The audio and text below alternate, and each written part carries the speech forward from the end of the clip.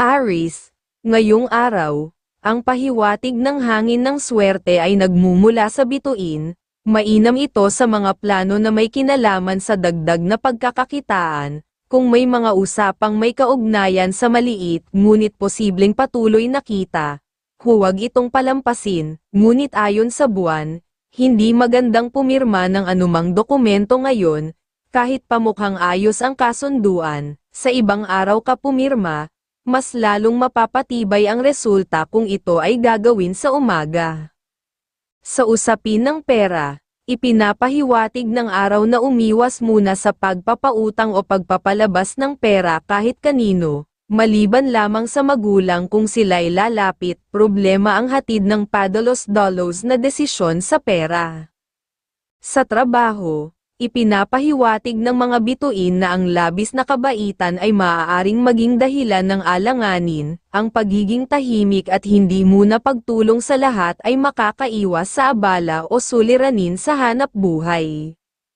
6 na number na bigay ng gabay sa pag-asenso: number 3, number 11, number 16, number 27, number 35, at number 42. Taurus, ngayong araw, ayon sa sinag ng araw, maging mapanuri sa mga usapan lalo na kung may kinalaman sa paglalabas ng pera. Kung may mga dating kadil na lumalapit muli, mas makakabuting hindi na ituloy ang lakad. Sa halip, ang payo ng buwan ay dumalaw sa bahay ng Diyos upang humingi ng gabay at lakas para maging matagumpay ang iyong mga adhikain. Sa trabaho, ang araw ay tahimik at walang aberya. Ang maagang pagpasok at pagiging consistent ay nagbibigay ng magandang impresyon sa mga nakakataas. Patuloy ito upang makuha ang kanilang tiwala.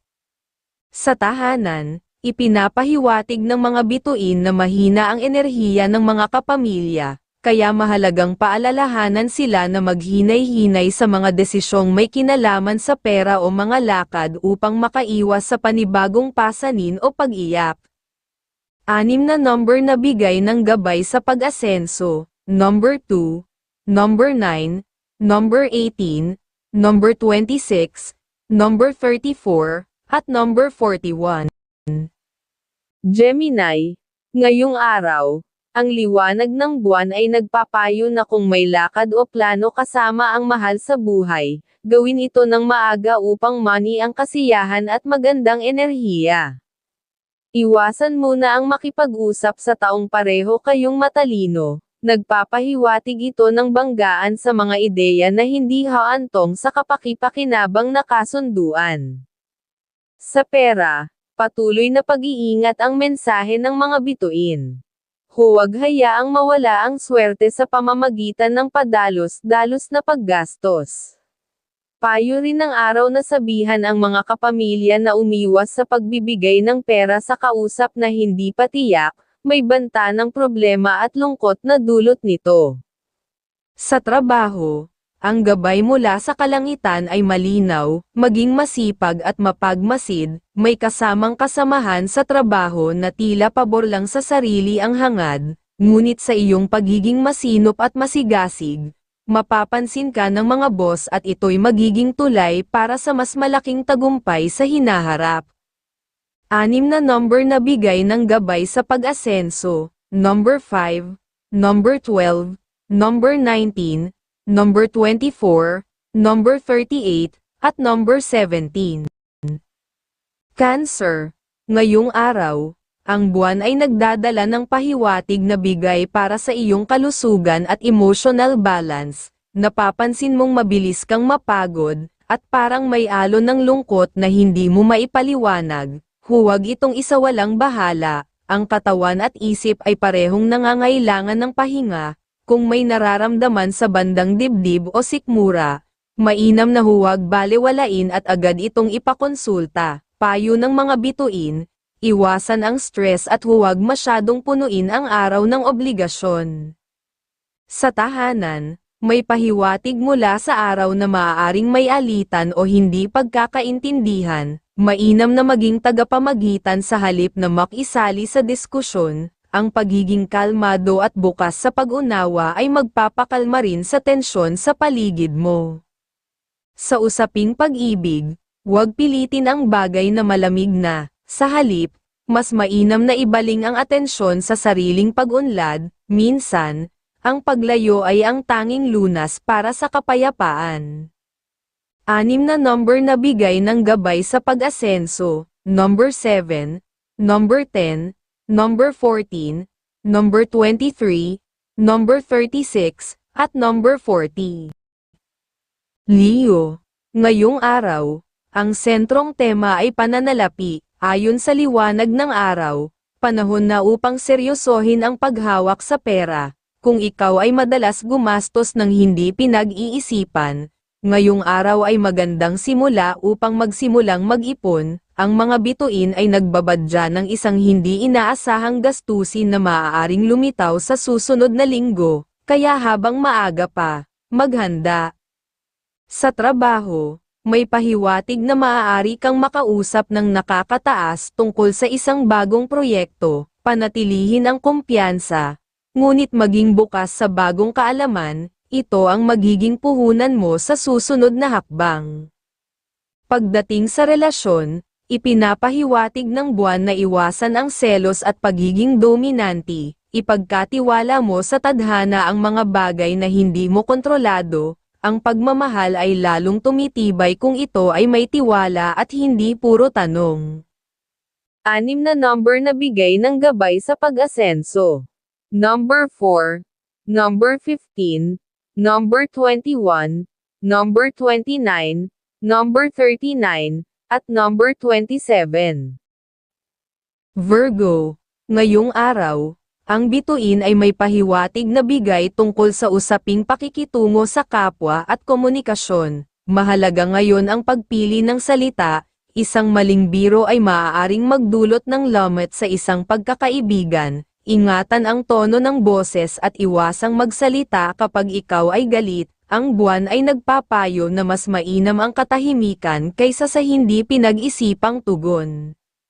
Sa usaping trabaho, may magandang balita. Ang araw ay nagliliwanag sa iyong landas ng propesyon. Posibleng may tumawag tungkol sa oportunidad o alok na matagal mo nang inaasam. Huwag palampasin ito, ngunit siguraduhing suriin ang bawat detalye bago tanggapin. Sa pamilya, maaaring may taong lalapit upang humingi ng payo o tulong. Ipakita ang pagiging maunawain, ngunit huwag hayaang ikaw ang magsakripisyo ng sarili mong kapakanan. Balanseng pagtulong ang susi sa kapayapaan ng loob. 6 na number na bigay ng gabay sa pag-asenso. Number 6, number 13, number 20, number 28, number 32, at number 40. Libra, pahiwatig ng mga bituin, ngayong araw, kung may mahalagang pag-uusap o kasunduan kang haharapin, ang gabay ng mga bituin ay nagsasabing maging matalino at maingat. Huwag basta-basta magbahagi ng impormasyon, lalo na kung may kinalaman sa pera. Ito ang susi para hindi ka malamangan. Iwasan muna ang paglalakbay sa malalayong lugar kung hindi ito ganap na kailangan, sapagkat may banta ng pagkalugi o maaaring may hindi kaaya-ayang makasalubong. Sa tahanan, ipinapayo ng liwanag ng buwan na huwag munang tumanggap ng bisita ngayon. May posibilidad na maubos ang swerte at positibong enerhiya ng inyong tahanan. Sa kabilang banda, kung may kaanak kang nangangailangan ng tulong pinansyal, magandang panahon ito para tumulong. Malaki ang posibilidad na ito'y bumalik sa iyo ng doble pa ang biyaya. Sa trabaho at pagmamahalan, ang sinag ng araw ay nagpapahiwatig na kailangang palawakin ang pasensya sa trabaho at sa pagmamahal. Kapag hindi nagpadala sa damdamin, magiging maaliwalas ang daloy ng araw at mailalayo ka sa anumang gulo o alitan. 6 na number ay number na gabay sa pag-asenso. Number 8, number 13, number 24, number 30, number 42, at number 9. Scorpio, pahiwatig ng mga bituin, ngayong araw, ang sinyales mula sa buwan ay nagsasabing mababa ang enerhiya mo. Iwasan ang mga taong mahilig manggusisa o magdala ng mabigat na usapin. Kung hindi maiiwasan, lakipan ng mahabang pasensya ang bawat galaw. Mas mainam kung kasama mo ang mga kamag-anak o kapatid sa mga pakikipagdeal, upang mapawi ang mabigat na pakiramdam at maibalik ang positibong enerhiya. Sa tahanan, kapag may biglaang bumisita, huwag itong talikuran. Ang gabay ng araw ay nagsasabing maaaring maghatid ito ng bagong oportunidad o pagkakakitaan, lalo na kung may kinalaman sa proyekto o negosyo.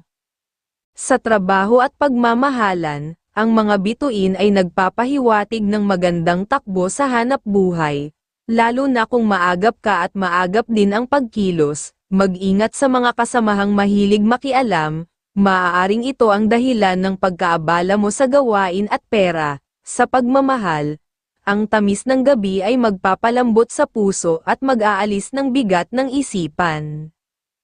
6 na number ay number na gabay sa pag-asenso. Number 6, number 11, number 19, number 27, number 38, at number 45. Sagittarius, pahiwatig ng mga bituin, ang gabay ng mga bituin ngayon ay nagsasabing kung magiging mapanuri at matalas ka sa bawat salita, magagamit mo ito para sa mas maganda at matagumpay na resulta. Bago lumagda sa anumang kasunduan, mabuting ikonsulta muna ito sa taong mahal mo, maaari siyang magbigay ng pananaw na magpapatibay sa iyong desisyon. Sa tahanan, ayon sa buwan, mas magiging maaliwalas ang paligid kung laging uunawain ang mga kahilingan ng kapamilya. Ang pagbibigay, kahit maliit, ay may kakambal na galit at pag-agos ng biyaya sa inyong tahanan. Sa trabaho, ang sinag ng araw ay nagbibigay ng pahiwatig ng unti-unting pag-unlad, maging maingat sa lahat ng detalye, at panatilihin ang pagiging magaan sa pakikitungo. Kung magagawa ito, matatapos mo ang araw ng may ngiti at kapayapaan. 6 na number ay number na gabay sa pag-asenso, number 5, number 12, number 26, number 33, number 41, at number 25. Capricorn, pahiwatig mula sa liwanag ng buwan, ngayong araw, ang mga pangarap mong pinakaiingatan ay maaaring magkaroon ng linaw kung ika'y kikilos ng may tiyaga at pagpapasya. Ang buwan ay nagpapahiwatig ng tamang sandali upang simulan o ipagpatuloy ang matagal mo nang inaasam. Iwasan lang ang biglaang pagdedesisyon, lalo na kung may pag-aalinlangan sa kalooban. Ang payo ng buwan, piliin mo ang mga makakatulong sa iyong lumago, hindi ang mga kumakain ng iyong lakas. Sa pamilya, maaari mong maramdaman ang pangangailangan ng isang miyembro ng tulong o suporta. Ngayong araw, ang simpleng pakikinig ay makapagbibigay ng pag-asa sa kanila. Sa pananalapi, iwasan ang padalos-dalos na paggastos at unahin ang kailangan, hindi ang luho. Sa trabaho, ang gabay ng buwan ay nagsasabing iwasan ang labis na kumpiyansa. Maaaring may mga matang nakamasid, kaya't ipakita ang pagiging responsable at mahinahon, babalik sa iyo ang tiwala kung ikaw ay tapat at matino sa gawain. Ang 6 na numero na bigay ng buwan para sa pag-asenso ay number 4, number 16, number 19, number 25, number 38, at number 40.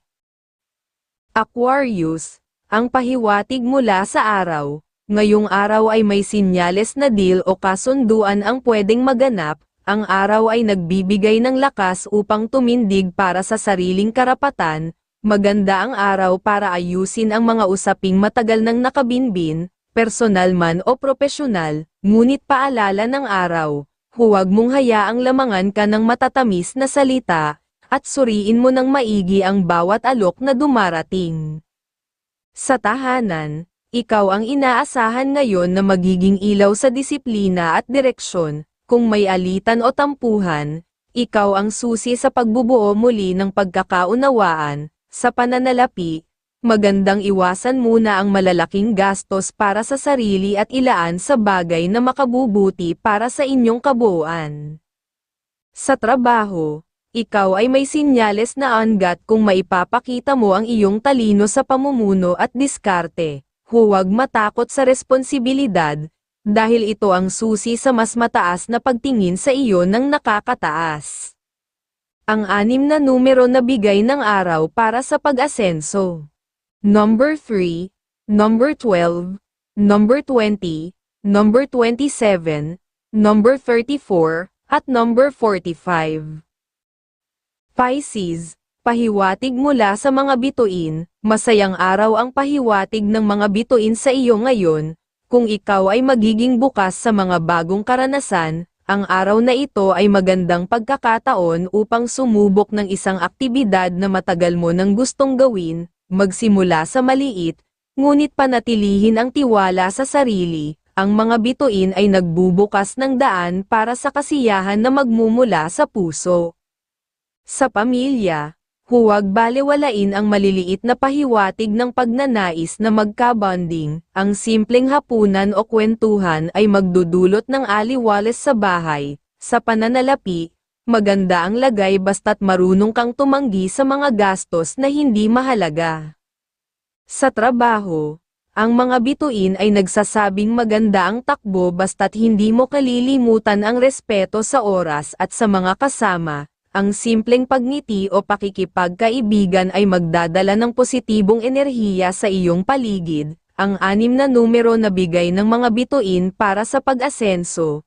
Number 7, number 10, number 18, number 26, number 31, number 40.